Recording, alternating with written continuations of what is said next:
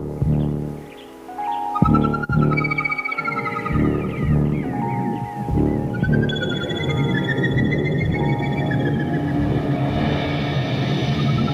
a single day in 79 AD, the entire city of Pompeii was buried by a massive volcanic eruption.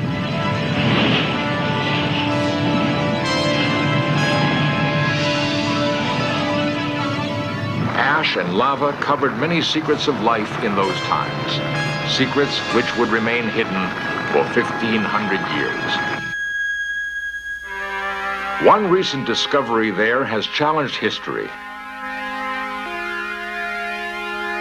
Could this be the earliest Christian cross, entombed in the very heart of Roman decadence?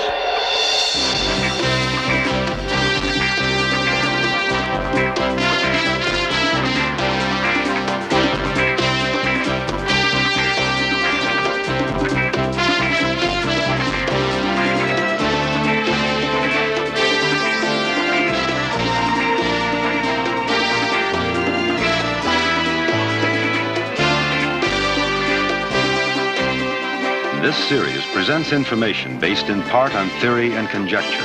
The producer's purpose is to suggest some possible explanations, but not necessarily the only ones, to the mysteries we will examine.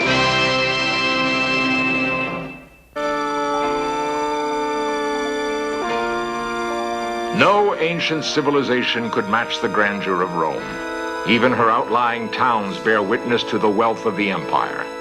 Most of her monuments have eroded, but the city of Pompeii is the one place where the past of Rome was sealed in the earth and not lost. Wall paintings give us a glimpse of life in Pompeii. The city as a whole gives us a large window, looking into a single day of that era, 1,900 years ago.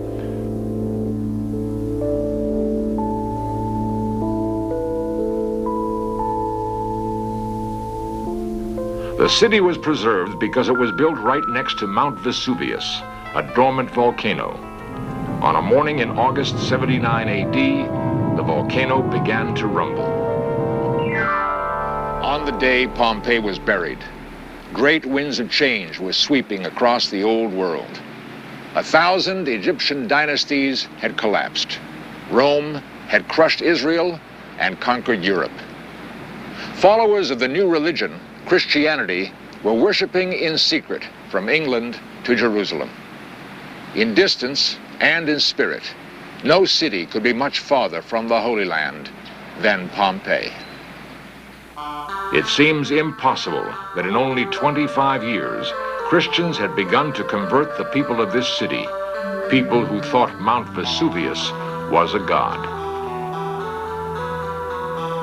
Edward Bendel, professor at the American University in Rome and an expert on Pompeii, believes the ancient Pompeians were fooled by the deceptive quiet of Vesuvius. Here, in this moonlight crater of a dormant volcano, there is a strange silence, broken occasionally by the sound of falling rock. 2,000 years ago, it was perhaps as quiet, for men had lived on its slopes for centuries. They worked the rich volcanic soil, producing rich farms and fine vineyards, making some of the best wine known to the world at that time.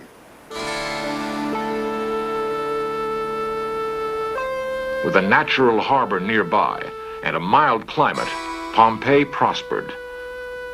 The volcano would rumble, but the citizens ignored the danger. Vesuvius had never erupted, they believed, and no one suspected it ever would. They had no idea they were living on a time bomb. The events of 62 AD might have given a warning.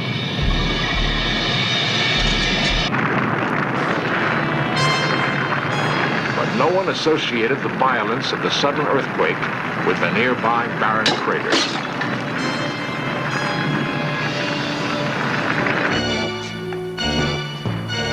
Were the gods cursing Pompeii? Should the city be abandoned? Scientists and priests came all the way from Rome to resolve the question.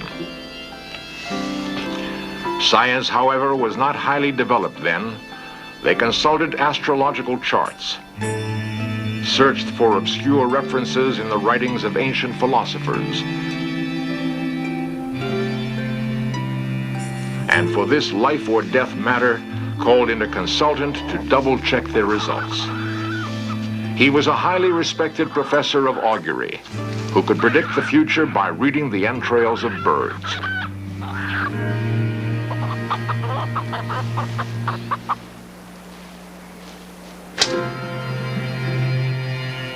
What seems like primitive superstition was, at that time, the most reliable method of research. The augurer carefully measured the liver or the gallbladder, comparing the size and shape to classic norms. He concluded Pompeii was safe. All the experts agreed. Remarkably, no one noticed the volcano had begun smoking. Deep within the earth, however, pressures were mounting. Pompeii was given one last warning. In the middle of August 79 AD, the wells went dry. Underground water had shifted, generating tons of pressure deep inside Vesuvius. Then came August 24th.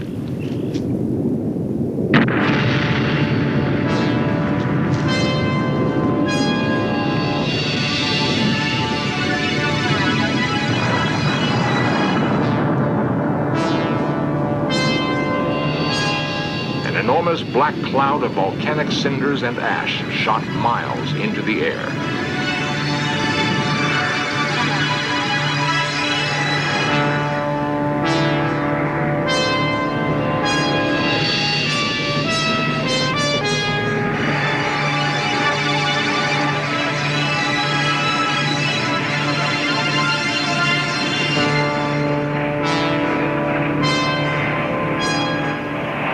Incredible as it seems, many of the people did not flee. None of them had the slightest idea what a volcanic eruption was.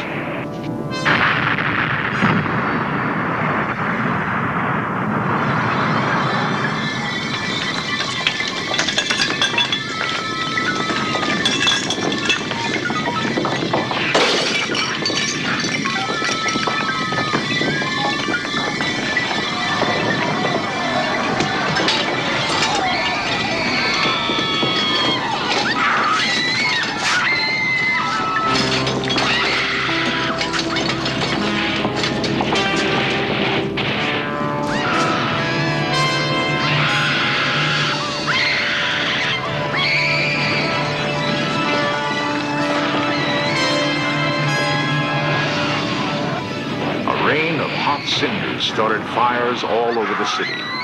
For the once complacent citizens, it was too late to escape. Sulfur fumes killed many on the spot.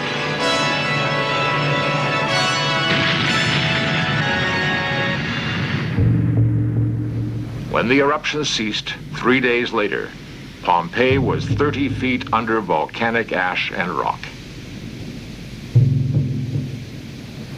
The Roman Empire fell. The Middle Ages passed. Columbus discovered America. All that historians knew about Pompeii came from fragments of old Roman records. It was remembered only as a typical pleasure-loving resort. When the lost city was found and excavated, however, surprising evidence for the first Christian cross was discovered, sealed deep in the earth.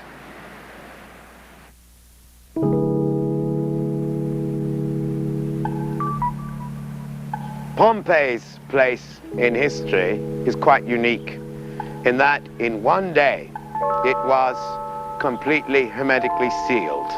In other words, time stood still. In 1710, in the shadow of Vesuvius, the lost city of Pompeii was miraculously discovered. A peasant named Giovanni Nocerino set out to dig a new well for his farm. The village dowser had directed him to a promising spot. 30 feet down, he still hadn't hit water and was about to give up.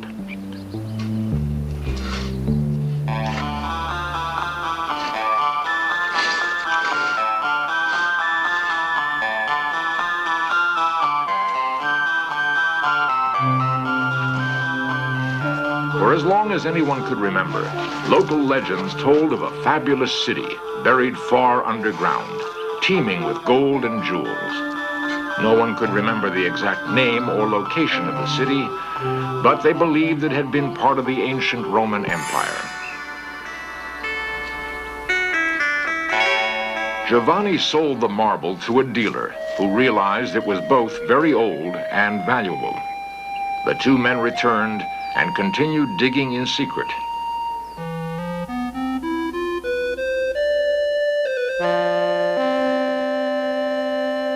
They found treasure beyond their dreams, not only statues and coins, but an entire city that extended for miles. The strange soil was so soft they could dig with bare hands, yet firm enough to tunnel in all directions. They realized the old legends of a lost city were true.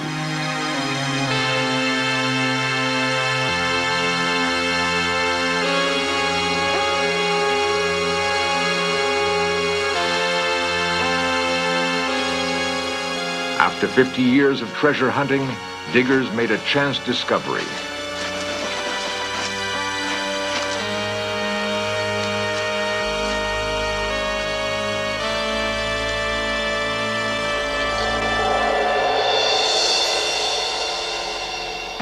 From that day in 1760 to the present, excavations in Pompeii have continued. Early explorers carted away whatever they found. Only in the last century have scientists been able to put a stop to the stealing and damage of historic artifacts.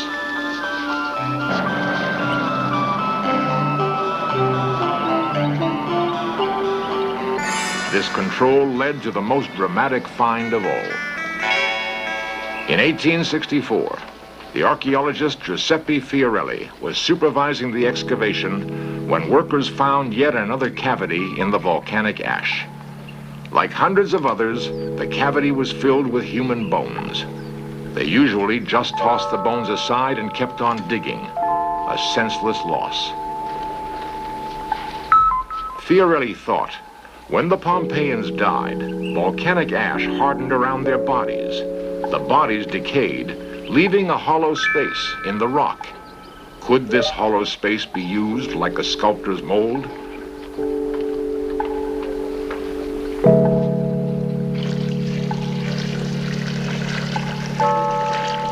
He tried an experiment.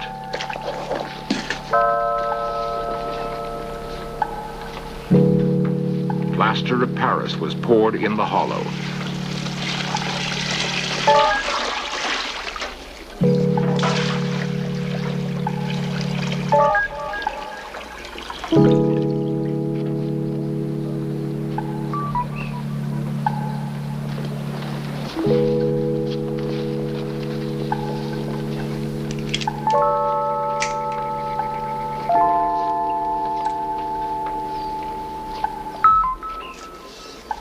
Then, very carefully, they scraped away the surrounding ash and cinders.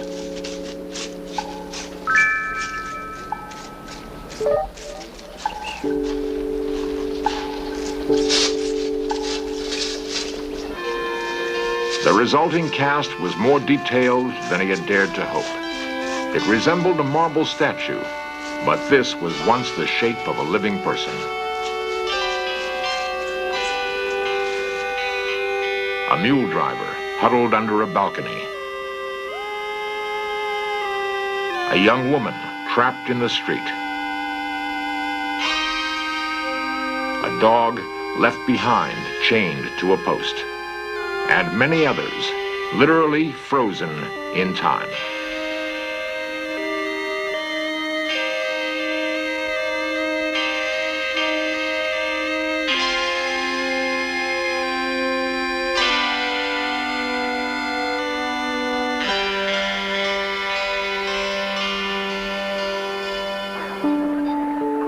Terentius the baker gave a party for his brother Neo, who was just elected magistrate. Their friends came and drank all night.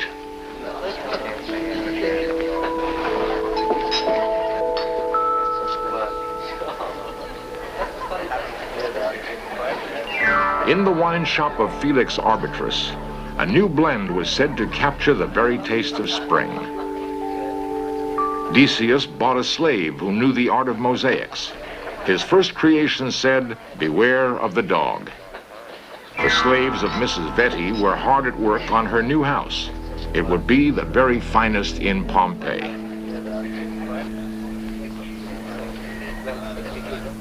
This is the atrium of a typical Roman house of a wealthy family, naturally. We have the atrium with its compluvium, which leads down to the impluvium, where the rain fell in the rainy season, filling a basin of water below. The family life revolved around this area. You will find that you have small rooms, the cubicles, the triclinium or dining room, which we find back there.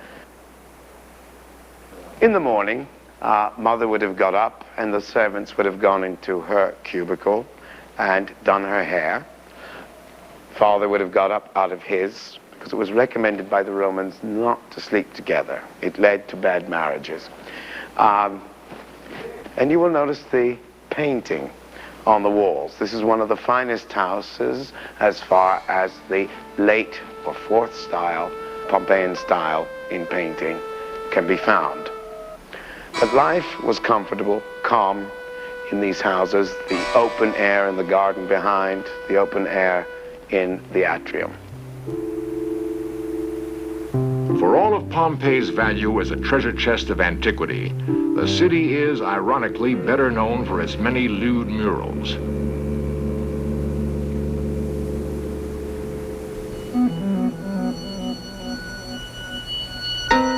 Advertisements of a sort for the red light district were plastered on walls all over town.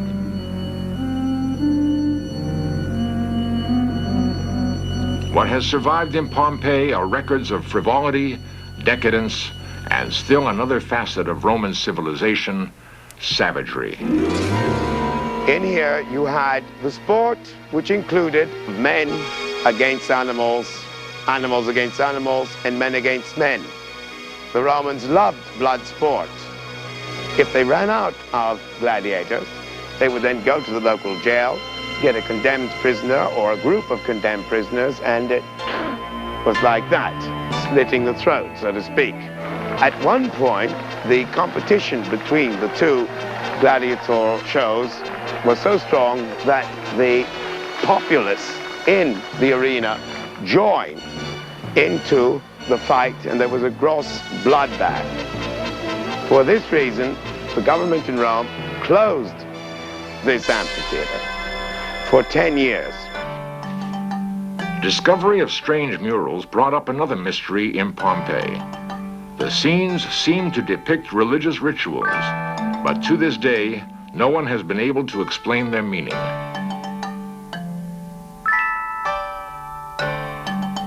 For want of a better name, scholars call these rites the cult of the mysteries.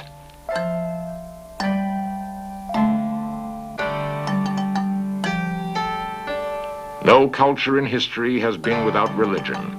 The Romans borrowed from the Greeks and created a panoply of gods. Evidence has been found in Pompeii showing tributes and sacrifices paid to Jupiter, Juno, Mars, and dozens of other pagan gods.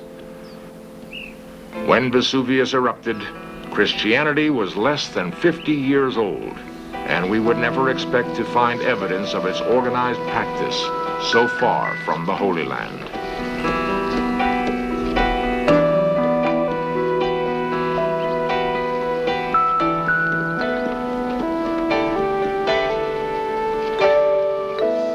However, in nearby Herculaneum, sister city of Pompeii, a small object was found over a simple altar. It looked like a Christian cross. This room was sealed in the earth only 49 years after Christ. Is it possible that whoever worshipped here knew Jesus? Well, some say that it is a cross and that it was a room of a Christian. I have my doubts because although the cross was an early Christian symbol, the most common symbol in that period before 79 was the fish. If there were a fish there, I would be convinced. Dr. John Ray is a professor of theology in Anaheim, California. Well, this depression in the stucco wall definitely has the shape of a cross. It looks like it, and it looks like a wooden cross had been nailed into this depression at one time and then removed, and then a board or wooden cover nailed over the area. And it's thought that this may have happened perhaps during a time of Christian persecution, such as when Nero persecuted the Christians in 64 AD. As far as I know, no other religion used the cross at that time as a symbol. And so it would be pretty good evidence that it was of a Christian person worshiping. The controversy is still unresolved. The Bible tells us that St. Paul traveled from the Holy Land to the Bay of Naples around 63 AD. He met Christian brethren at a place called Three Taverns. Was this place Pompeii or possibly Herculaneum? The answer may still lie buried in the unexcavated part of this town.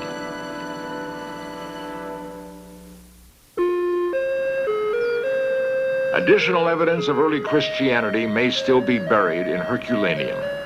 There is, unfortunately, a present-day community overhead, and the residents refuse to move from their ancestral homes. Frustrated archaeologists tried to tunnel underneath, but a series of cave-ins halted their work. For the moment, answers to many questions about the decline of Rome and the birth of the Christian Empire lie just out of reach.